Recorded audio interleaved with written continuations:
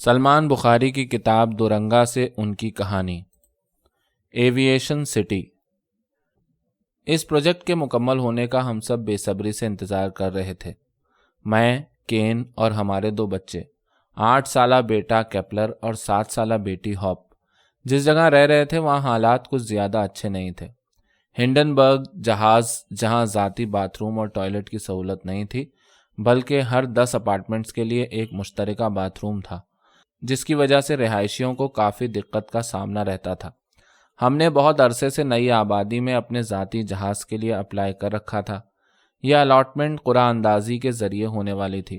ہمیں پوری امید تھی اس سال ہمیں ایویشن سٹی میں تقریباً 10,000 نئے جہازوں کی جس بستی کا افتتاح ہوا ہے، اس میں ہمارے نام کا جہاز بھی ضرور نکل آئے گا۔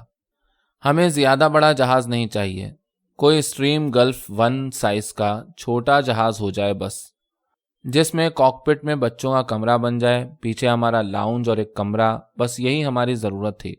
باتھ روم بھی صرف ہمارے استعمال کا ہوگا۔ میں اور کین یہ سوچ کر ہی خوش ہوا کرتے کہ اب ہمارے برے دن جلد ختم ہو جائیں گے۔ آج مجھے کام سے چھٹی تھی، سوچا کیوں نہ کین اور بچوں کو لے جا کر نئی بستی دکھا لاؤں اور وہاں ان کے پروجیکٹ دفتر کے انچارج سے بھی مل لوں۔ شاید اب تک ہماری قرعہ اندازی کا نتیجہ نکل آیا ہو۔ ہمیں نئی بستی تک ایک چھوٹے ڈائمنڈ اسٹار جہازی رکشے میں بیٹھ کر جانا ہوتا تھا، جو ہمیشہ راستے میں ڈھلوانوں کی وجہ سے بار بار رک جاتا تھا، اور یوں 1 گھنٹے کا سفر 2 گھنٹوں میں مکمل ہوتا تھا۔ جیسے تیسے آج بھی ہم اپنی اس مفلوق الحال بستی سے نکلے، جہاں ایک جہاز میں 100 لوگ چھوٹے چھوٹے ڈربوں میں رہنے پر مجبور تھے۔ ہمارے ارد گرد سب 70-80 سال پرانے کھنڈر جہاز تھے، جن میں ہزاروں لوگ بڑی مشکل سے گزارا کر رہے تھے۔ بچوں کا اسکول بھی ایک ٹوٹے جہاز میں بنایا گیا تھا، جس کی چھت بھی ٹپکتی تھی۔ ہمارے سمیت زیادہ تر رہائشی اس بوسیدہ بستی سے نکلنا چاہتے تھے۔ تقریباً سبھی لوگوں نے نیو ایویشن سٹی میں اپنے لیے جہاز کی قرعہ اندازی میں قرعہ ڈال رکھا تھا۔ سبھی چاہتے تھے جلد از جلد اس نئی بستی کے رہائشی بن جائیں، جہاں صاف ستھرے نئے جہاز آئے ہیں اور بستی بھی صاف ستھری ہے۔ اسکول و ہسپتال سب بوئنگ 787 اور بوئنگ 777 میں بنائے گئے ہیں۔ جیسے تیسے ہم پروجیکٹ انچارج کے دفتر پہنچے۔ انچارج بظاہر سلجھا ہوا انسان معلوم ہوتا تھا۔ ہم نے اپنی فائل اسے دکھائی اور پوچھا کہ ہمارا قرعہ کیا نکلا اور ہمیں کون سا جہاز الاٹ ہوا۔ انچارج نے بتایا کہ ہمارے نام کا ایک کانکورڈ نکلا ہے، جس میں صرف 4 فیملیز ہوں گی۔ ہم یہ سن کر بہت پریشان ہوئے، کیونکہ ہماری ضرورت اتنے بڑے جہاز کی نہیں تھی، اور ویسے بھی یہ جہاز بہت شور کرتا ہے اور خرچہ بھی زیادہ ہوگا بجلی کے بلوں کا۔ ہم نے انچارج سے درخواست کی کہ وہ کسی بھی طرح ہمیں کوئی اور آپشن دے۔ انچارج نے کچھ دیر فائلوں کو الٹ پلٹ کر دیکھا اور بولا کہ ایک دوسری آپشن ہے، ایئر بس A320، اس میں صرف 10 فیملیز ہیں اور سب فیملیز کے باتھ روم بھی علیحدہ ہیں۔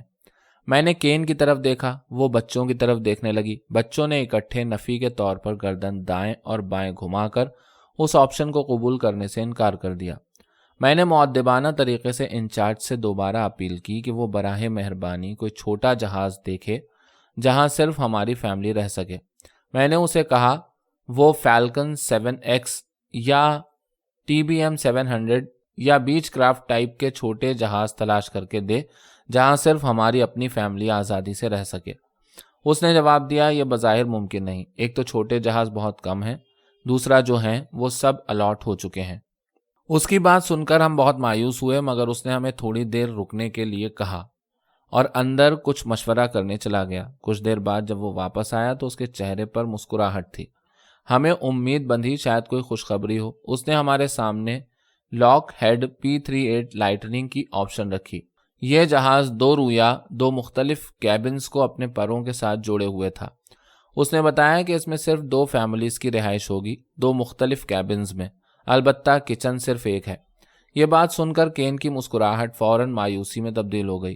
اس نے بغیر کچھ سوچے اچانک اونچی آواز میں کچھ اس طرح نہیں کہا کہ انچارج اپنی سیٹ سے اچھل کر کھڑا ہو گیا، مگر ہم دونوں کو ہی فوراً احساس ہو گیا اور دونوں دوبارہ نارمل ہو گئے۔ میں نے انچارج سے دوبارہ درخواست کی کہ وہ کسی بھی طرح ہمیں ہمارا ذاتی طیارہ دلوا دے تاکہ ہماری فیملی سکون سے اپنی زندگی اپنے حساب سے گزار سکے۔ وہ تھوڑی دیر کے لیے خاموش ہو گیا اور دوبارہ اپنی فائل ہاتھ میں لیے اندر چلا گیا۔ اس کے جاتے ہی میں نے کین سے پوچھا، یہ کیا حرکت تھی؟ اتنی اونچی نہیں۔ بچے میری بات سن کر ہنسنے لگے۔ کین کو اپنی غلطی کا احساس ہو چکا تھا۔ وہ بولی، آپ کیا چاہتے ہیں؟ ایک کچن میں روز 2 خواتین کی لڑائی ہو؟ آپ کھانا کیسے کھائیں گے؟ ابھی ہم جہاں رہتے ہیں وہاں باتھ روم سانجھا ہے، مگر کچن تو کم از کم اپنا ہے۔ میں کین کی جرح سے کسی حد تک قائل ہو گیا اور خاموش ہو گیا۔ اتنے میں انچارج دوبارہ آیا اور بولا، ہمارے پاس ایک رائٹ فلائر چھوٹا جہاز ہے، اسٹیئر مین بائی پلین چھوٹا جہاز، مگر ان دونوں جہازوں میں سافٹ روف ہوتی ہے، اس لیے ان میں مستقل رہنا مشکل ہے۔ البتہ ایک 20 T-34 جہاز کی چھت کو اگر بند کر دیا جائے تو ایک بڑا کمرہ بن سکتا ہے، آپ 4 لوگوں کے لیے، مگر مسئلہ پھر وہی ٹوائلٹ اور باتھ روم کا ہے۔ ہم بہت مایوس ہوئے۔ اس کی بات سن کر آخر ہم نے اسے کہا، کیا جہاز کے علاوہ بھی کوئی آپشن ہے؟ اس نے کچھ دیر فائلز کو دیکھ کر کہا کہ ہاں ایک ہے، مگر اس میں آپ 4 کے لیے رہنا مشکل ہوگا۔ میں نے اصرار کیا تو وہ بولا، ایک راکٹ ہے، اسپیس شٹل نامی، ابھی آیا ہے، مگر اسے کوئی بھی لینا نہیں چاہتا۔ اترنے اور چڑھنے کا کوئی مناسب بندوبست نہیں ہے، بلکہ ابھی تک ہم سمیت کوئی اندر بھی نہیں گیا۔ اگر آپ لینا چاہتے ہیں تو آپ کو ابھی چابی دے سکتا ہوں۔ میں نے کین اور بچوں کی طرف دیکھا۔ بچوں نے گردن سے ہاں کا اشارہ کیا۔ ہم نے فوراً چابی لی اور پیدل راکٹ کی طرف چل پڑے۔ کچھ ہی دیر میں آسمان سے باتیں کرتا راکٹ ہمارے سامنے کھڑا تھا۔ ایک چھوٹی سیڑھی سے ہم چاروں کسی طرح اوپر چڑھ گئے اور ایک بھاری دروازے کو کھولنے میں کامیاب ہو گئے۔ اندر جگہ جگہ کافی پیچیدہ سوئچ لگے تھے۔